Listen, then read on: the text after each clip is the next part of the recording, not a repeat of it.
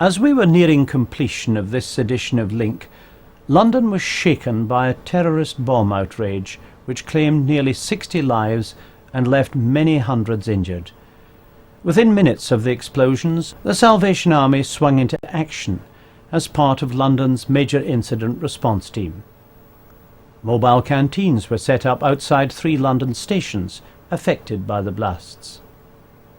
One of them remained in place for a fortnight, offering support to police, firemen and medical teams working to recover bodies still in the tunnel. At King's Cross, the emergency services were also invited to cross the road to the Army's Faith House, which was used as a quiet area for those in shock who wanted to talk through their experiences. A week later, the coordinator of the Army's response, Major Paul Kingscott, laid a floral tribute as Londoners observed a 2-minute silence for the victims. And at a public vigil in Trafalgar Square, the Army handed out water to a crowd of 15,000 people.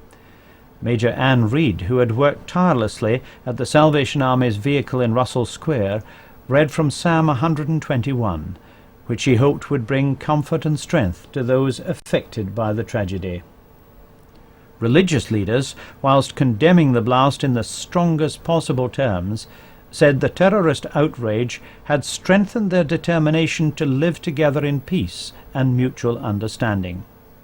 In all, 200 Salvation Army personnel offered valuable assistance, and the Army is continuing to provide support to survivors and relatives of the bereaved.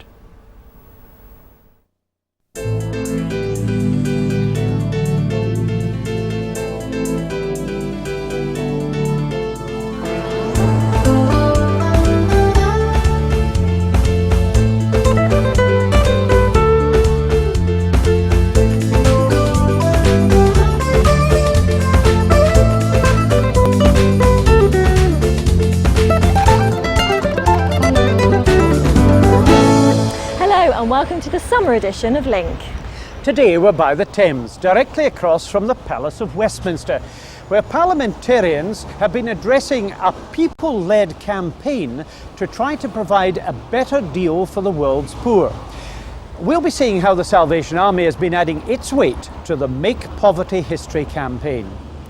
We'll also be looking at how UK Salvationists have been backing a bold initiative by the Army in South Africa to try to overcome the stigma of AIDS.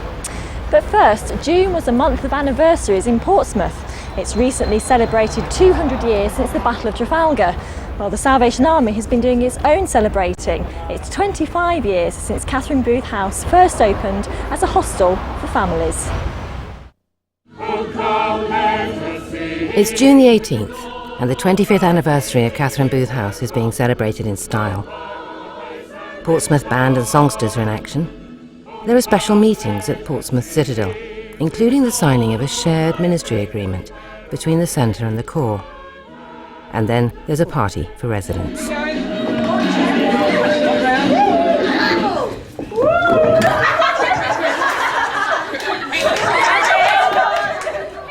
At any one time, there are 15 families staying here, in 6 shared and 3 self-contained flats.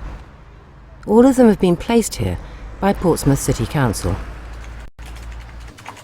Jean Hunt's been on the staff for 21 years, the last 14 as centre manager. The families vary from mums-to-be to single parents, and that includes single dads with children and couples. And they come here to build up the skills that they're going to need to manage their own tenancies when eventually they move on. Come on, leave these 2 little boys alone. Elaine and her family have been at Catherine Booth House for 3 months. She and her 2 sons used to live with her mother, but with the arrival of Natasha, there just wasn't room for them all, so the council referred them here. They share a flat with 2 other families. Oh, you can't get into bed with Sam, right? It was a bit daunting, but within a couple of days we settled down, kids made friends, I've made friends. And I was genuinely happy. Today Elaine's developing her cookery skills with the help of Kathy, her key worker, and her son Gavin. My meals basically come ready from frozen food shops, and I've just stuck them in the oven and let them cook. I've never actually homemade stuff before, and it's more nutritious and it's a lot cheaper. Go on, lick the spoon. Hopefully I'm going to get to the point where I won't need as much support and I can just carry on with my life, with my children, safe and secure in the knowledge that I can do things, that I don't have to turn around and phone people up and say help. They should be alright. Opens at 2 o'clock. Yeah. Oh, you'll be alright then. Carol and her daughters now have one of the self-contained flats. Before coming to Catherine Booth House, the family lived at a women's refuge. When I first came here, I was frightened, so were the girls, like I said. And being here was like, you know, somewhere secure for us. Wait, I didn't put calm down. Best thing about being in Catherine Booth actually is a roof over your head for your girls and yourselves. But at the end of the day, it's not your own home. It doesn't feel like you're walking into your own front door with your own keys. Give me a push. I don't know. Helping families to move on is one of the main aims of Catherine Booth House. Every year, about 12 families are rehoused by the City Council. 1 week after filming her interview, Carol and her girls moved into their own house. Families do come with very complex problems and needs, multiple problems very often, and they've probably not had the opportunities in life that a lot of us have had. I can't change the past, I can't change the damage that's been caused, but I can hopefully help them to look forward to a better future.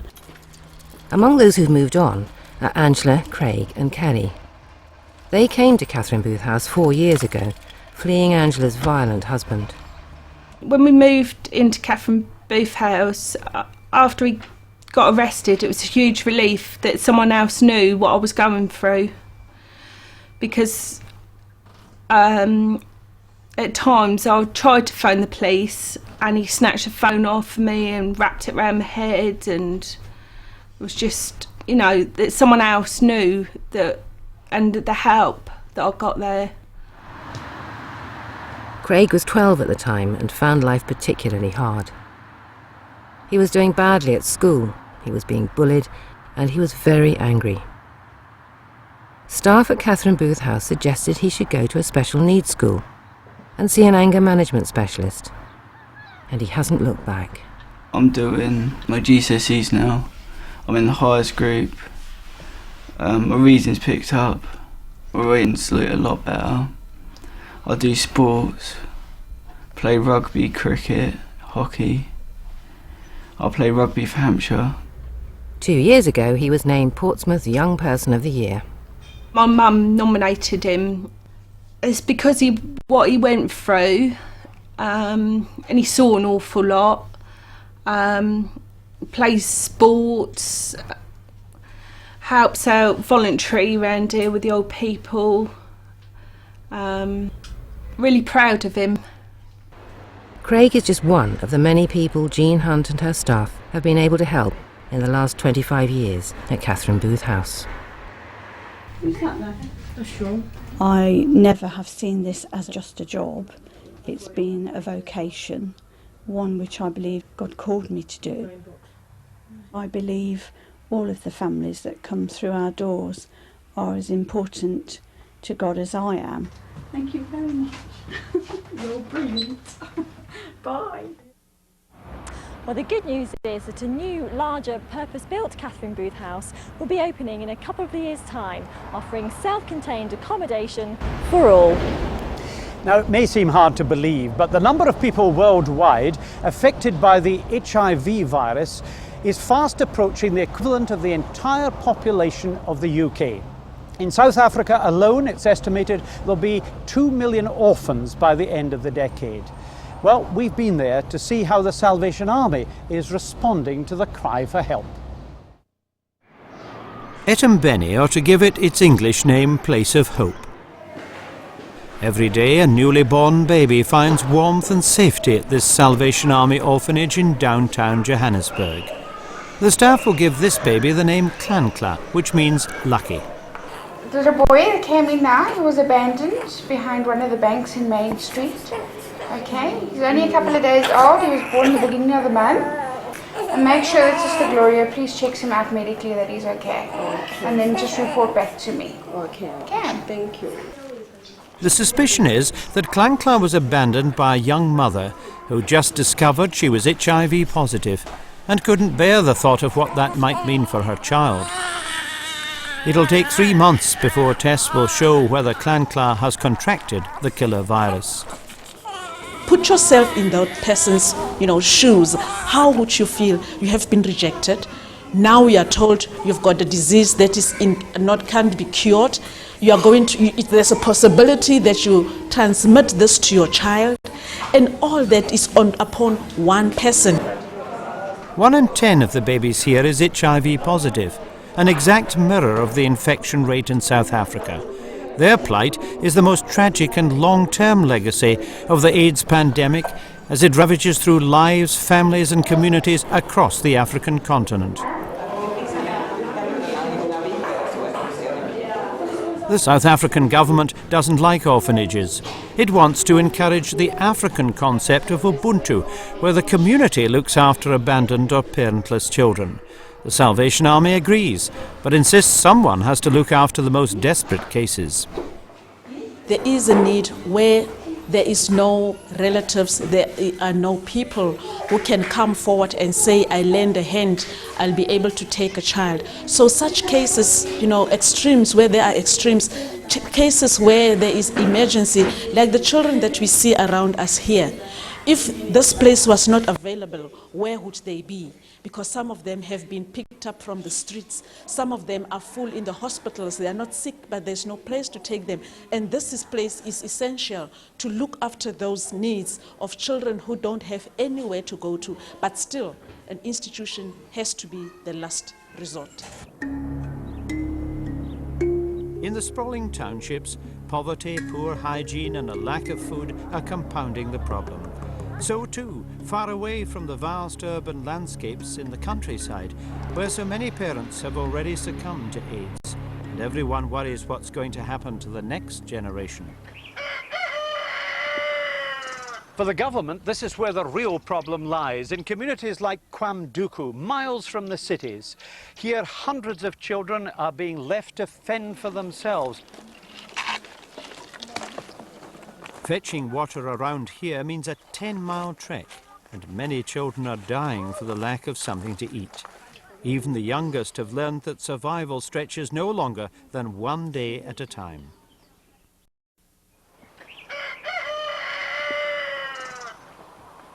In the bushland of KwaZulu, Silindile, at just 13, has assumed the responsibility of both mother and father.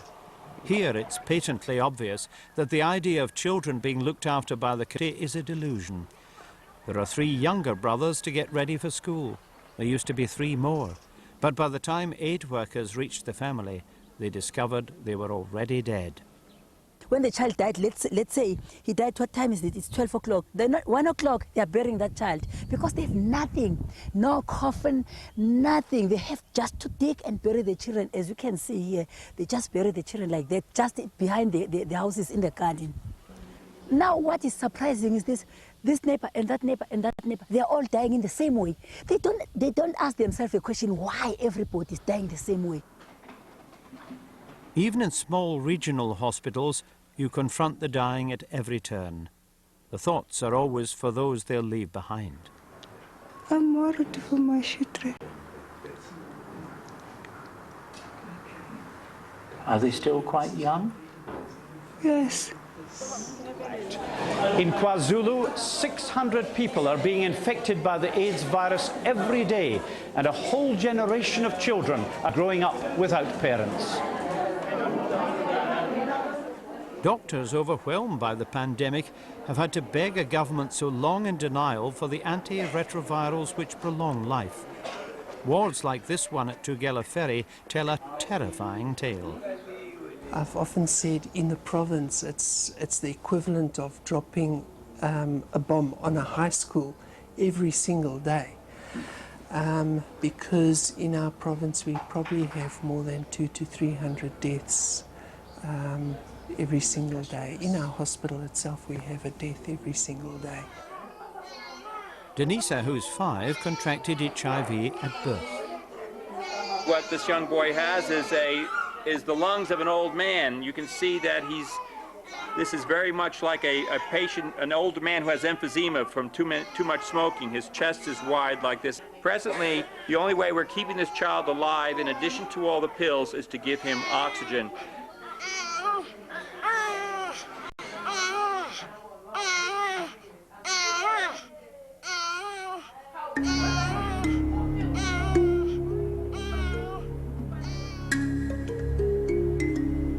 Try to overcome the stigma attached to AIDS, which in South African society is as virulent as the disease itself, the Salvation Army has taken a bold and significant step.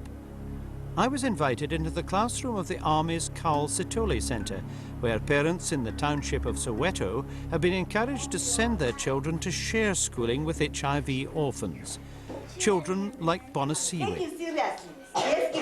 She too contracted AIDS at birth. Both her parents died, and she was rejected by the rest of the family. Safe home. Yeah, to have a safe home. Bonasiwe was told by the uncles that they don't want her at their home because she would infect them. So the child felt rejected. She was not wanted by the whole family. Hence, the child was brought to us. The child is thriving now. She's fed. You can see she's happy. Bonasiwe is given drugs and a special diet, but in every other respect mixes freely with her school friends. The centre has been receiving financial support from UK Salvationists. Bonasiwe says all the children really appreciate that people so far away care about them. We love them and we wish to see them one day. And we hope that them love us too. They are care about us and as we are care about them. But thank you, Lord, for money that they gave it to us to support us. We are very appreciate that money. Thank you. If you're happy and you know that's thanks.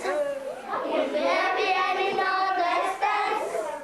In the years ahead, the centre will also provide a home and an education for many of the babies who continue to arrive daily at the Etombeni orphanage. But with the number of AIDS orphans continuing to rise, some lives are cut short almost before they've begun.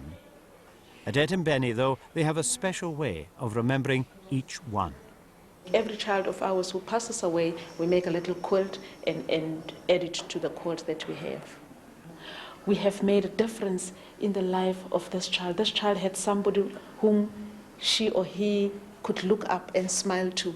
This child felt the cuddle, felt the hug, felt the warmth of every child and had a sense of belonging. We've made a difference in Simon's life, we made a difference in Joy's life, we made a difference in Julian's life, and that really makes me very happy. Well, since our visit, Bonasiwe has undergone an operation to remove a lung, but she's making a good recovery and has found a family again, this time in the care of foster parents. Now, there's been no escaping the Make Poverty History campaign over recent months. The videos, the t-shirts and of course the wristbands that have been everywhere. And the Salvation Army has been right at the heart of the Make Poverty History campaign. We are interested in justice because God cries out for justice for all peoples. 50,000 people die every day as a result of poverty, of things that could be avoided if money was redistributed, if resources were applied in the right way. The only way that we can change this biblical level famine is by campaigning to change the policies of governments. We just can't let this thing go away. We have to hold the G8 ministers accountable for the things that they've said they will do. This is Edinburgh, and thousands of campaigners have gathered for the Make Poverty History event. Among the crowds are Salvationists from all around the UK. Hello, Scotland! The eyes of the world are on Scotland now! in excess of 225,000 people are here. You know what? A bunch of pop stars alone and a bunch of celebrities alone won't change this. It's you guys that are going to change it. Stand up! Speak out! We want justice! We want change! We are here because we believe that poverty must be made history. We do this today in Edinburgh because it's right. It's just absolutely fantastic that so many people from different backgrounds, many people of faith, many other sections of society, all sending out the same message that time has come for change to happen. And there's a wonderful atmosphere of solidarity and hope, which I think I'm delighted that Salvationists are contributing to. Make Poverty History is one of the most remarkable coalitions of interested groups and individuals that we've ever seen, certainly in my lifetime.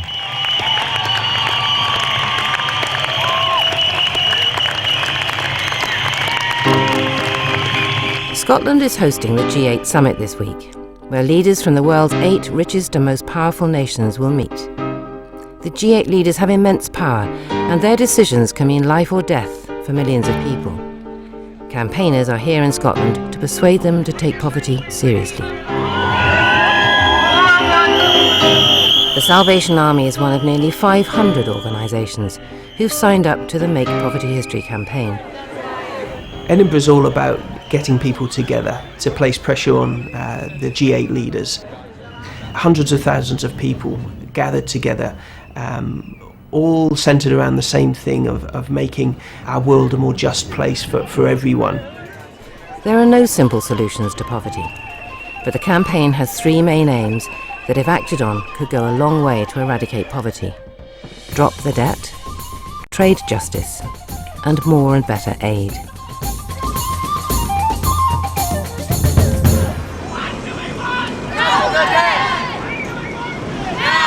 The idea of debt cancellation has been around for many years. At the end of the 90s, a coalition called Jubilee 2000 was formed. It was driven by organisations working in developing countries who had witnessed the crippling effects of debt repayments on the poorest countries and their people. The debts mostly date back to the 1960s and 70s, when many poor countries received loans from international financial institutions and Western governments. As interest rates shot up in the 1970s and 80s, some of these countries ended up owing more than they originally borrowed, even after years of repayments. Dropping the debt is about facing up to the fact that many of the world's poorest countries are heavily in debt. That means they pay debt service, they pay money out to pay off their debts. And they're doing it over 30 or 40 years. In some cases, they're paying out more on debt than they spend on the health and education of their own people. And it's just a nonsense. And often aid is going into a country and more money is leaving to pay off debt. So we've argued that for reasons of justice and for reasons of just basic compassion, countries should have the ability to say, if we can't afford to feed our own people, to educate them, to look after them properly, stop paying debt, let's start using that money on things that really combat poverty. The good news is debt relief works. Where there has been debt relief, we've seen countries use that money to invest in health and education. In Tanzania, for example, 66% more children are going to school because debt relief money was used to make it easier for children to go to school. And that's a major step forward. So it does work. There are signs that the world's finance ministers have been listening to campaigners. In February this year, they met in London.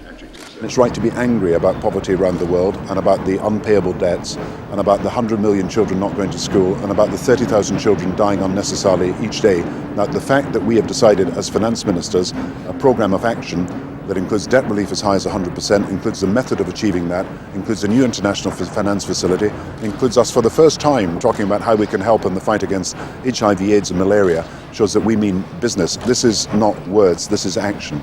In June, Gordon Brown followed this up with an announcement confirming 100% debt relief to 18 of the poorest countries. It sounded really great. And when you looked at the small print, it wasn't quite as brilliant as it sounded. We've demonstrated that over 60 countries actually need debt cancellation, so that was one problem. The next problem was it wasn't all the debt. People heard about 100% debt cancellation, but it was actually 100% of some of the debts of some of the countries. So it was a step forward, but it was a small step when a giant leap is needed.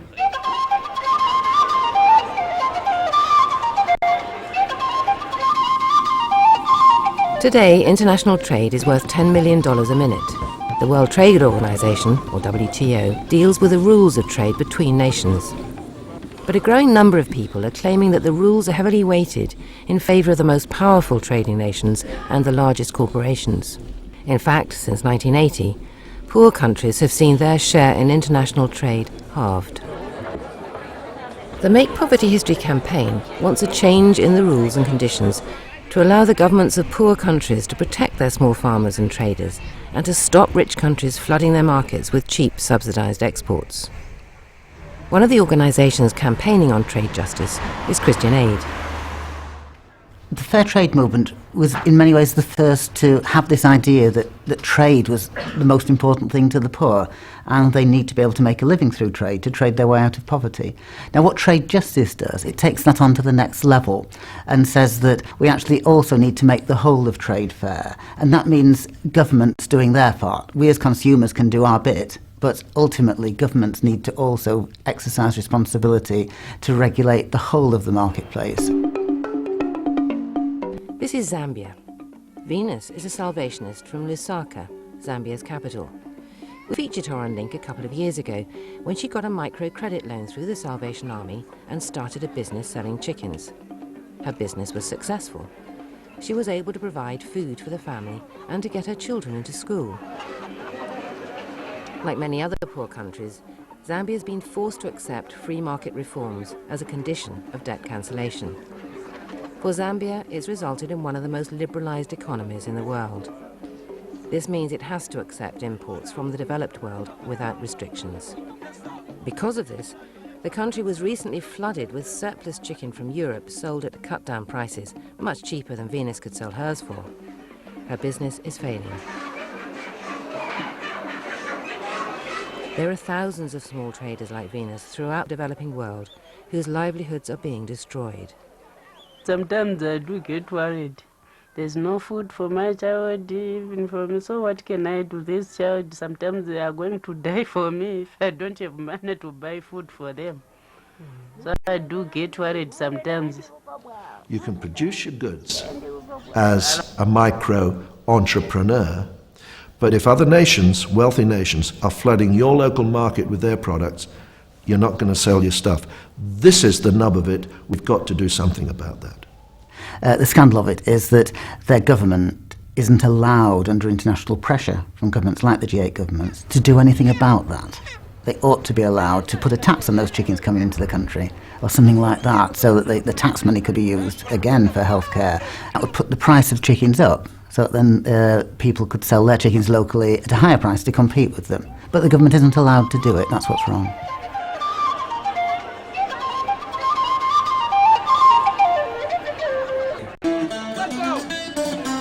As well as debt cancellation and trade justice, poor countries also need more aid.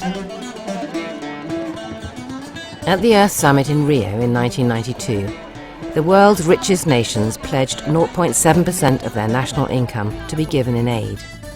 In 2004, only 5 nations were achieving this, most, including the UK, giving less than half their target. In the year 2000, all the countries of the UN signed a declaration promising to reduce by half the proportion of people living in extreme poverty by the year 2015. In January, the UK government admitted that on current rates of progress, this promise would not be delivered until 2150, 135 years too late. As well as more aid, the call has also been for better aid.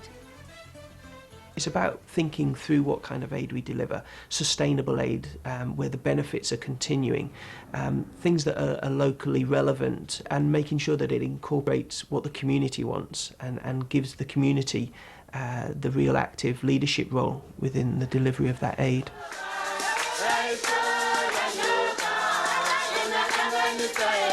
The plain fact is that as far as the Salvation Army itself is concerned, most soldiers and officers are to be found in the very countries that are most directly impacted by present-day systems of the economic order and international finance.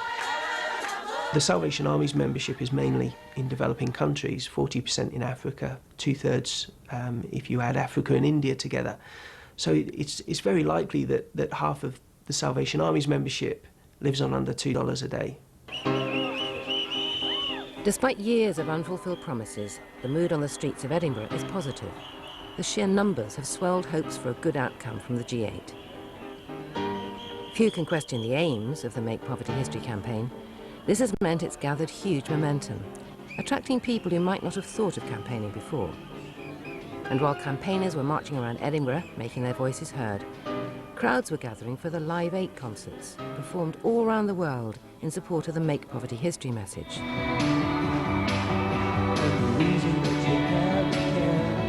Traffic stop.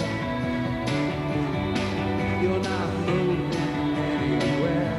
You thought you found a friend. Today we are calling on the 8 most powerful world leaders to do what they can to end this daily tragedy. Time for grace. It's a beautiful.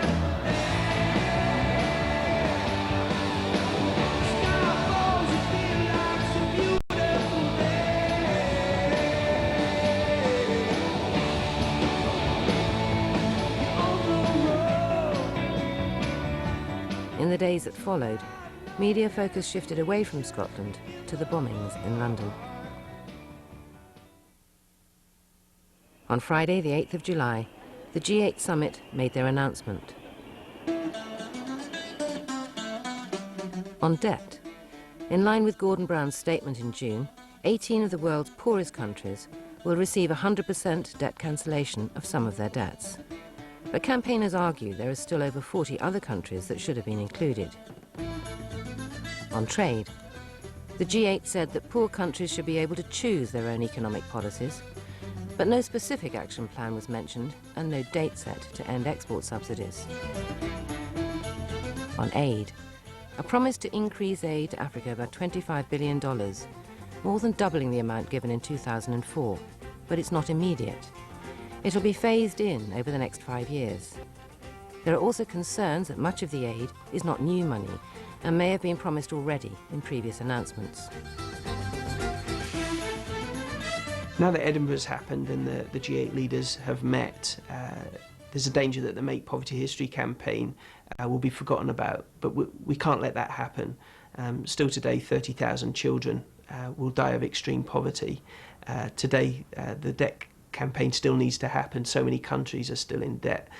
The trade justice rules are still weighted against the poor. So we have to keep up that pressure. It's really, really, really important that we now show that those of us that have been inspired through July, through the G8 demonstrations, aren't going to go away. We haven't had a nice weekend at the beginning of a summer and now we've done our bit. That was the start of what will be a lifetime's campaigning for us, if need be. But as long as it takes, we'll be here until the government's changed their policies. Cannot see how the army cannot be involved in this campaign and be a part of this. It's in our DNA.